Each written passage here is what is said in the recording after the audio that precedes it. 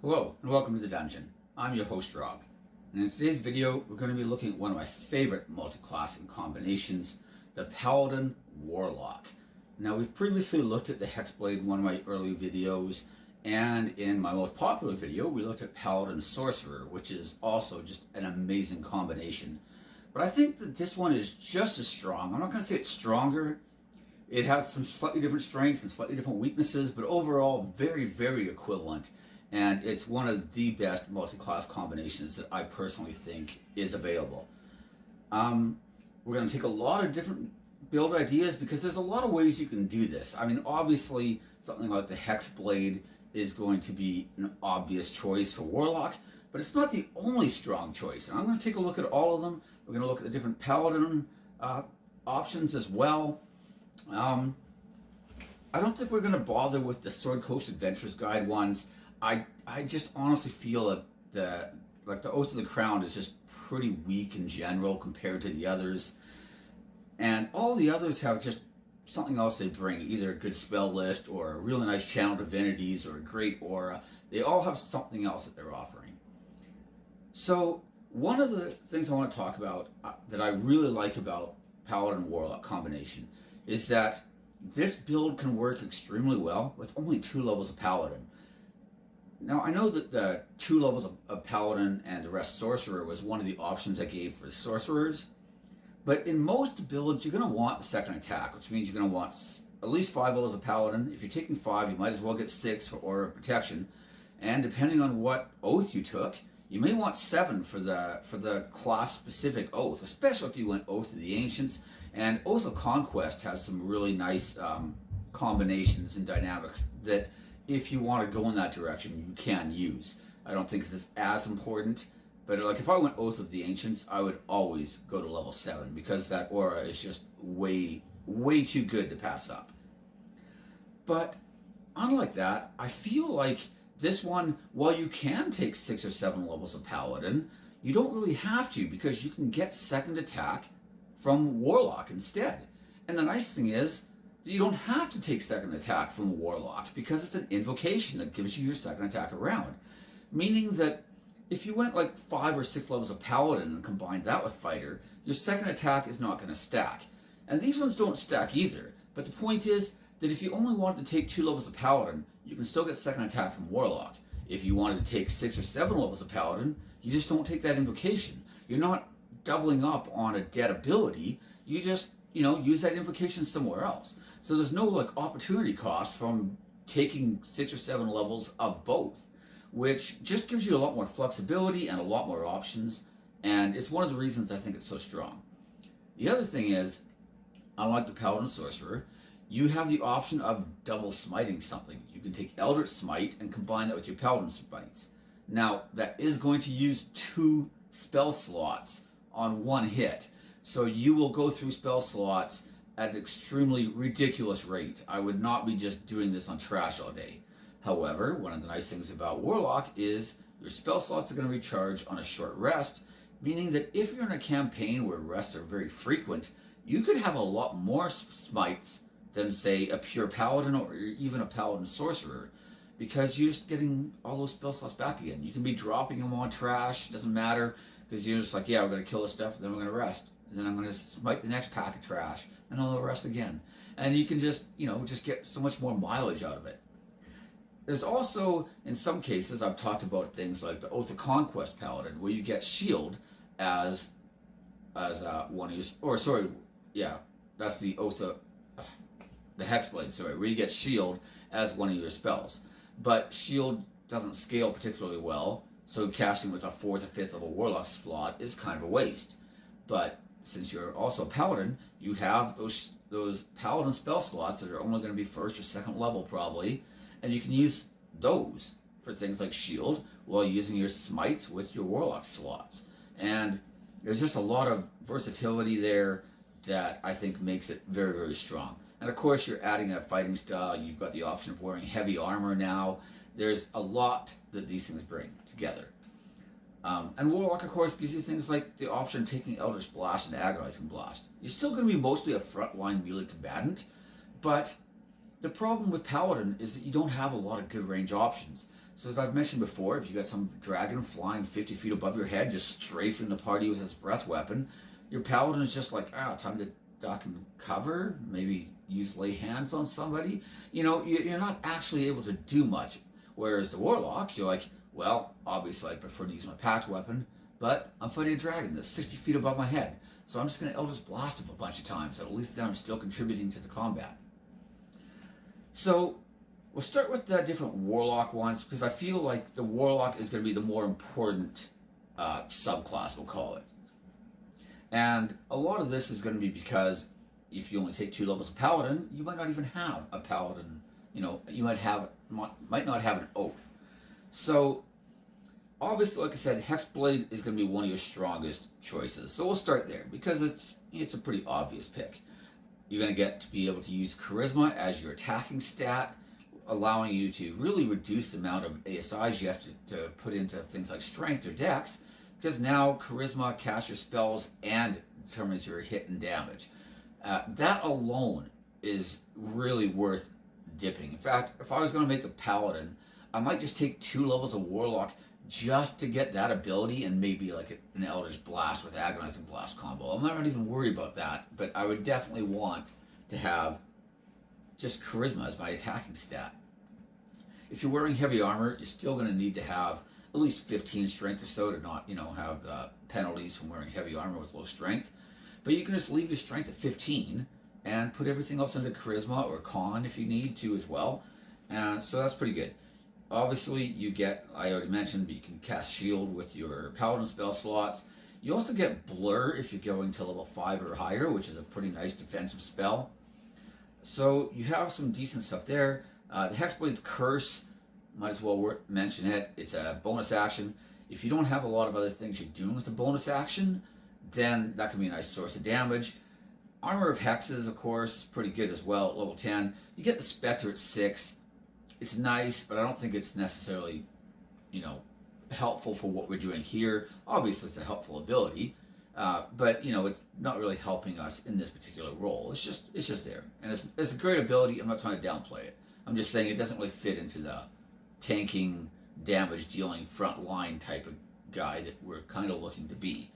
But Armor of Hexes definitely does, and you'll also be able to get Master of Hexes at 14th level if you go that high as a Warlock. Obviously, you can have the Warlock abilities, things like Life Drinker. Life Drinker isn't bad when you have 2 attacks around, but it becomes really good if you can find a third attack somehow, like a bonus action attack from say like Polearm Mastery or something like that. But be aware that will take a bonus action, which is going to interfere with your Hexblade's Curse. It might also interfere with some of your other spells and options that I give here, but it's good to have options, even if you're not using Polearm every single round for a bonus action. Maybe you want to throw a Hexblade's Curse on the first round, and then the next round you attack using your Polearm Mastery. Whatever. So like I said, I think that Hexblade has a lot to offer. It's a very strong choice, mostly for the Charisma replacing your Strength or Dex. That's what I like the most, but there are some other nice things about it as well. Celestial, surprisingly, if you wanted to play more of a support but also still be a frontliner type, it gives you an extra 1d6 hit dice per level plus 1 extra hit die or d6 as well, and you can use it as a bonus action to try to heal somebody. It's actually not a bad ability. At level 6, you're going to get resistance to radiant damage as well. And whenever you cast a spell that does radiant or fire damage, you can add your charisma mod to that damage. So it can be pretty good with a couple of your smite spells, like Branding Smite uses that. A couple other ones do as well. It's not going to apply to your actual smites, though, which are radiant damage, unfortunately, because you're not actually casting the spell. But it is a nice little offensive boost if you plan on using the smite spells quite a bit, and then smiting on top of those, perhaps. So I do think that it's at least worth mentioning. It's not the strongest out there, but it's not bad. And especially at lower levels, I think it's pretty good. At level 10, you're also going to get basically the poor man's version of inspirational leadership.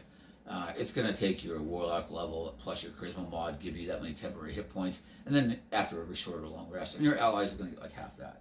So it's not as good as Inspirational Leader, but it's basically for free, so not bad. Archfey, I really like this if you're planning on going with the Oath of Conquest, because there's a lot of very nice synergy here.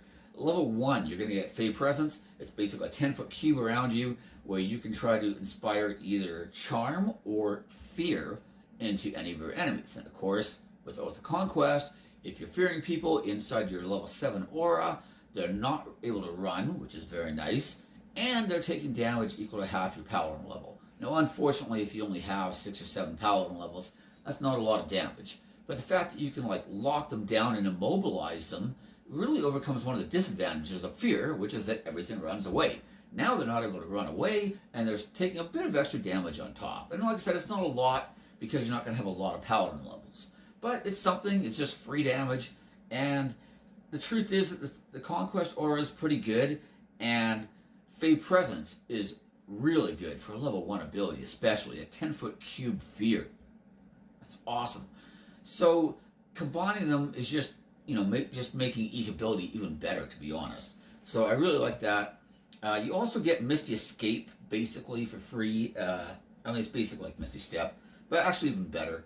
At level 6, and at level 10, you're going to become immune to Charm. There's a couple of the Paladin oaths, like the Oath of Devotion, for example, where your entire party becomes immune to Charm. So I wouldn't combine this one with that particular oath.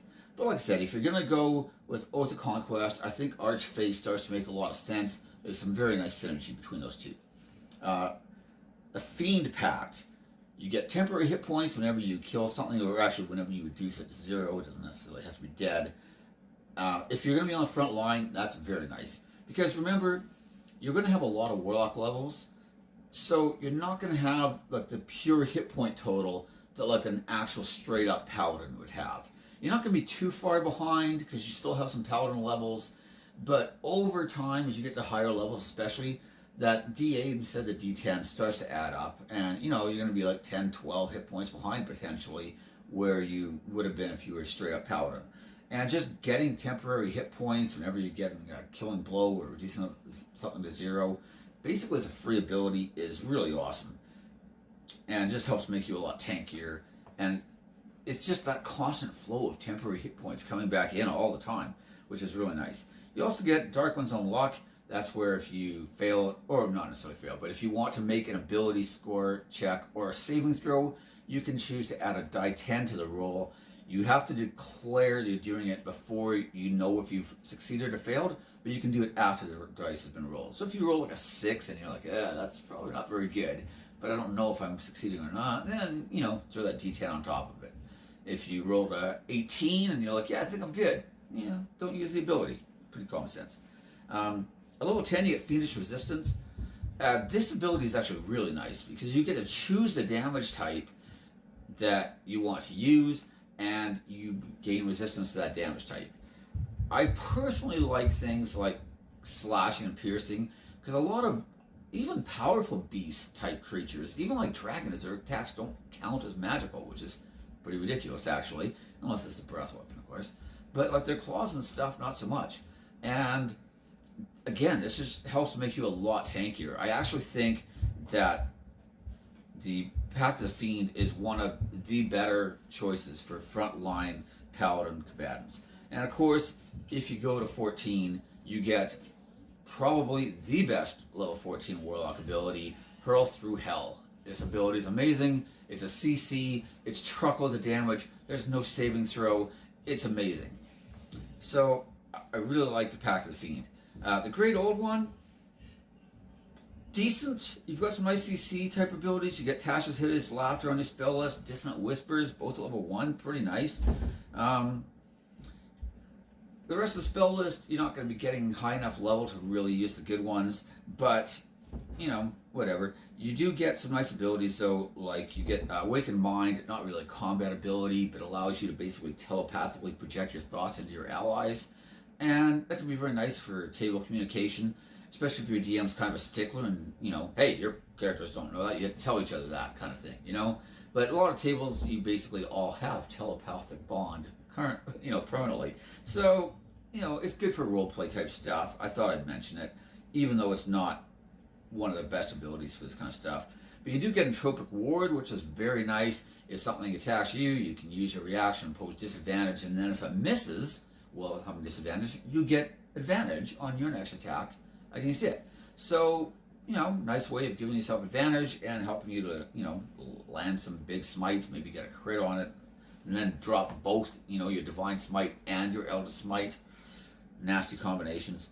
Thought Shield at level 10 makes you resistant to psychic damage, and you also reflect psychic damage. So if you take psychic damage, granted you're resistant, so I think it's supposed to you reflect the damage you take, so you're only taking half damage, you're only reflecting half the damage back.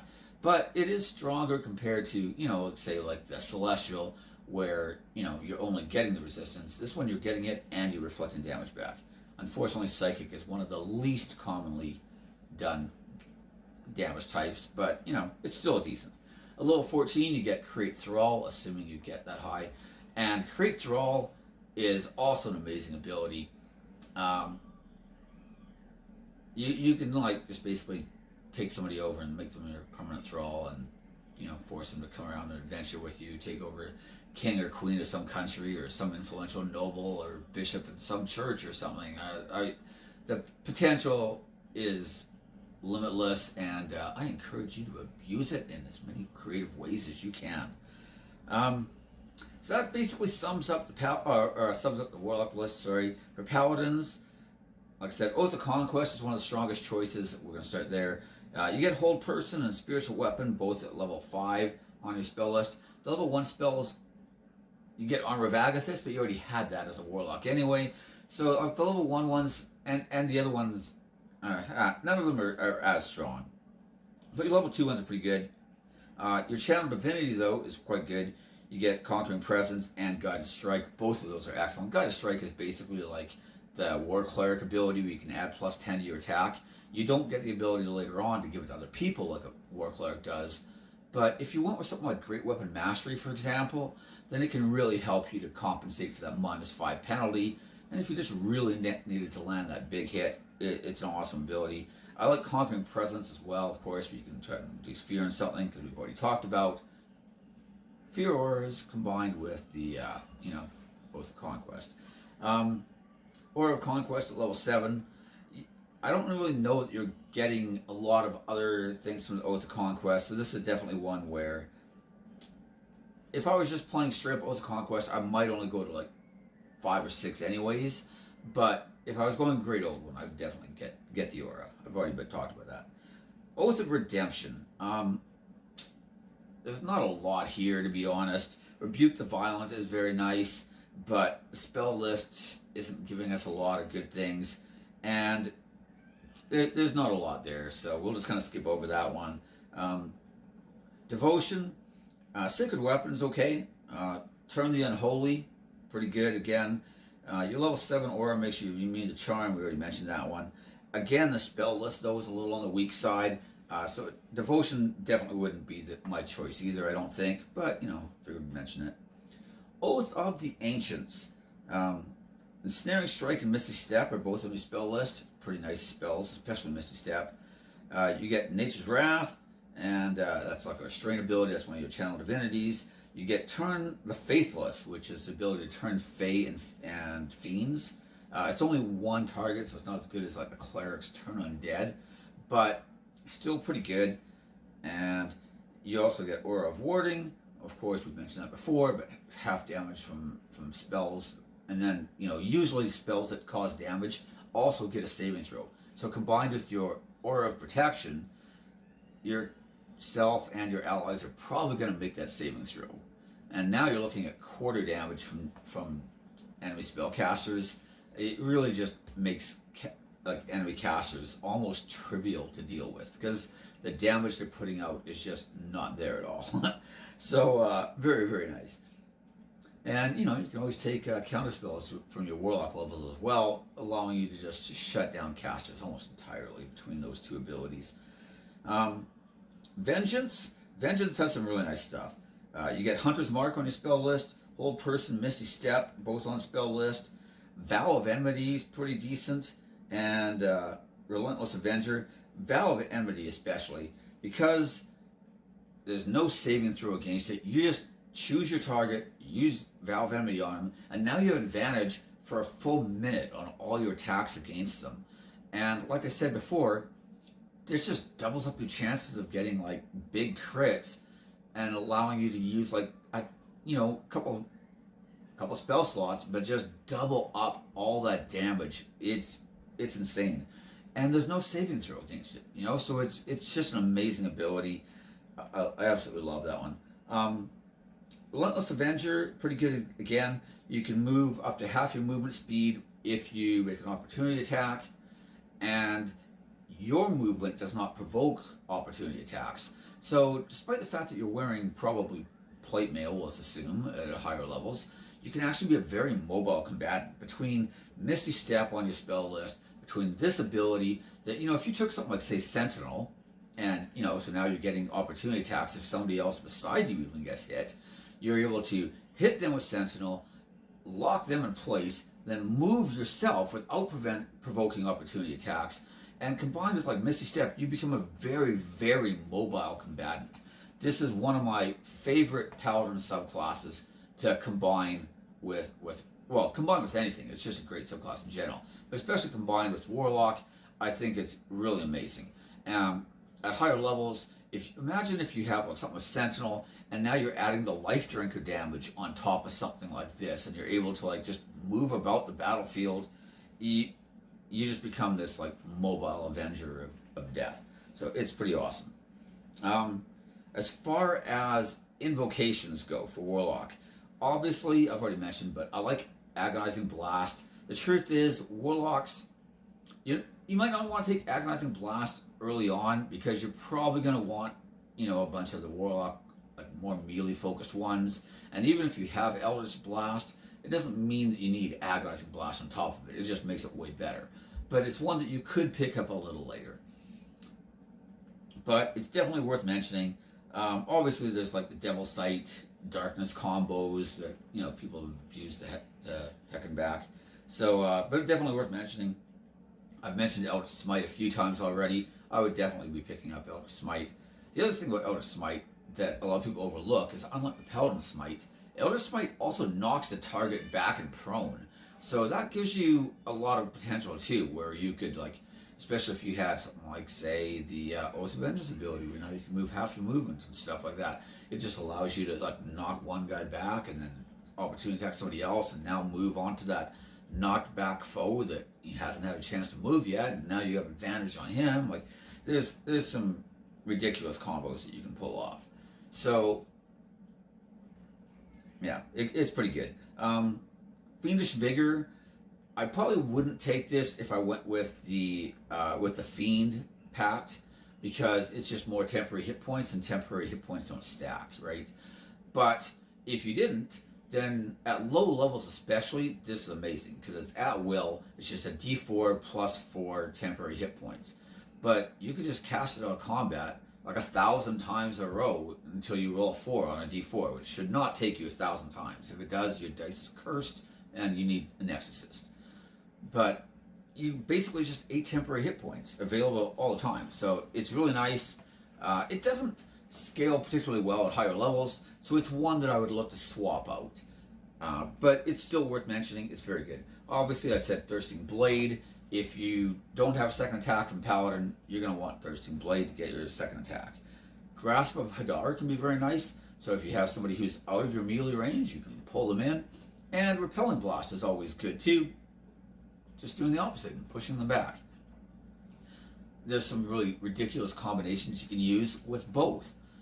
So you could like have a wall of fire up that one of your teammates is maintaining, then you pull somebody through the wall of fire, do damage to them, or push them back through it and do damage, push them back and then pull them through and do damage both ways. There's some shenanigans you can get up to there. So the next ones are kind of like more second tier choices, I would say. But Maddening Hex isn't bad, kind of giving you a bit of AoE damage. You can put the hex on somebody, and then they take like your charisma bonus worth of damage every round. Cloak of Flies is kind of similar, where you put the aura around you. It takes a bonus action, but it lasts until you dispel it or end it with a bonus action or are incapacitated. So you could put it on out of combat and it'll just last the whole day if you want to. And it can be pretty nice, giving you advantage on intimidation rolls and just doing your charisma bonus with the damage to everything within 5 feet of you. However, it doesn't specify enemies, so I would take that to mean that you're going to be doing friendly fire, possibly. So keep that in mind. I think it's a decent choice still. I don't know that 5 damage is really a lot, same with Maddening Hex. That's why I kind of put them down into a second tier. But Paladins do tend to struggle for a lot of AoE damage, and unless you went with the Fiend Pact, Warlocks don't tend to have a lot of good AoE damage either. You might have things like Arms of Hadar and stuff like that, but they're not like big damage spells. You're not going to have Fireball unless you went Fiend. You're not going to have Wall of Fire. You're not going to have a lot of those types.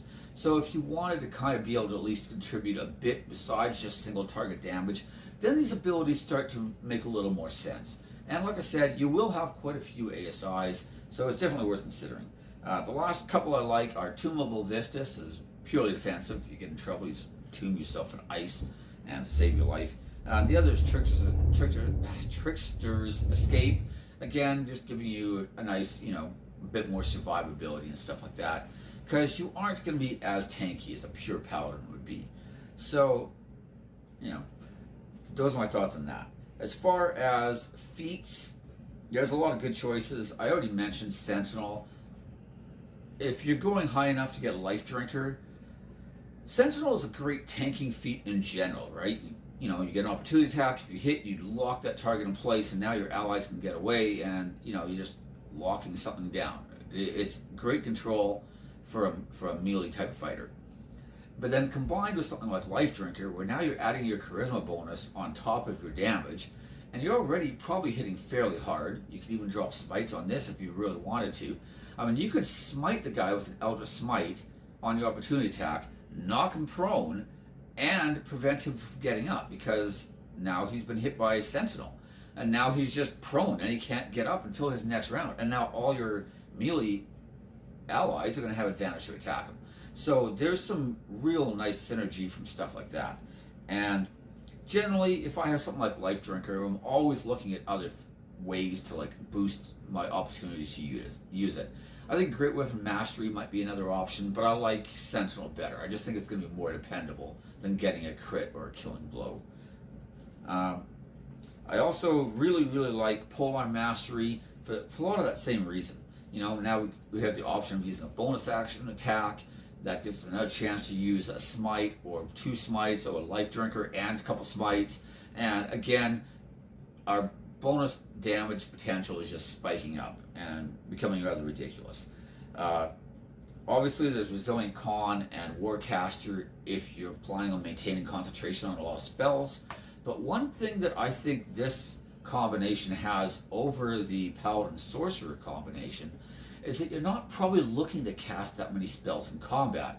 You're probably looking just more to be a smite machine, to be honest. And it's not that the Paladin Sorcerer can't do that as well, but one of the main draws of Sorcerer is for that quickened casting, allowing you to cast a haste on yourself in that first round as a bonus action and immediately see the results. Or to cast Mirror Image on yourself or Blur on yourself while still making your full complement of attacks. It's the ability to cast these spells, many of which cause or require concentration. Mirror Image doesn't know, and be able to still attack in the same round. Whereas with the Warlock, you're not necessarily looking that much. You got something like Armor of Agathis, but it lasts an hour. You can be casting that before combat, So I don't think that your requirements are as heavy to be casting spells in combat. And that's kind of nice, because that means that in a lot of cases I feel almost obligated to have either proficiency on con saves or to have Warcaster if I'm going to be up front and meleeing lots of stuff while casting spells. But in this one, you can have a lot of spell slots and just drop them on smites and still feel like I don't really need Warcaster. I'm not saying it's bad. That's why I'm recommending it still. I'm just saying that it's not as needed as a lot of the others. And I might look to more pull on mastery and sentinel and stuff like that as the first option there. Other feats, lucky is always great, as I've mentioned before. And I like the idea of maybe mounted combatant. It's not as good as some of these others that I've mentioned, but it's still pretty decent. And you know, you could get like find steed from your paladin levels and just have a steed for free essentially, right? So, and if it dies, then you just recast the spell again. And so I think that there's a lot more potential for you to be a mounted combatant a lot more often and give yourself advantage on those attacks. So it can be a pretty nice way to go. So anyways, I think I'm going to wrap things up there. Those are my thoughts on this. I think it's an excellent combination of classes. There's just so much that they both bring to each other. Let's not overlook the idea of a fighting style from Paladin as well, something I didn't really talk about a lot, but they just have so much that they bring and complement to one another. Things like lay hands are pretty nice as well. You know, there's just so much strong things that both of them have to offer, and you know, smiting on a short rest spell slot is awesome. So those are my thoughts on it. Feel free to like, subscribe, hit the notification bell, all that stuff. But most importantly, leave me your comments in the comment section. I love reading all your comments and just seeing some of the builds that people come up with and just some of the creative ways that other people have of doing things, you know? And a lot of times you have combinations or things that I didn't even think of, and I'm like, I should have put that in the video. But that's where we have the comment section, so that somebody can read that and go, hey, that was a great idea. I wish you put that in the video. So those are my thoughts on this, and I'll see you next time. Thanks.